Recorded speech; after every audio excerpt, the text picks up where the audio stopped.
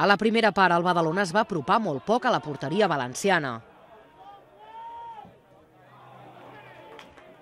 L'oportunitat més clara del primer temps va ser dels visitants. Aquest llançament de Mateos, que va fer volar el porter escapulat Marcos Pérez.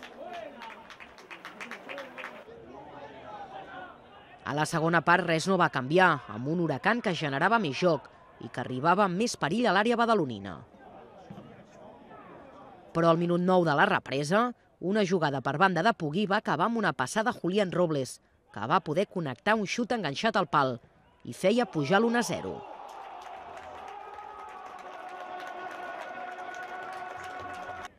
A partir d'aleshores i a mesura que passaven els minuts, l'Huracán va mirar de buscar el gol de l'empat. El Badalona es va defensar i va intentar per la seva banda sortir a la contra, però sense massa inspiració. Quan mancaven 5 minuts, l'àrbitre va veure un penal molt rigorós en aquesta acció de Pugui. I David Fas el va transformar deixant el marcador definitiu.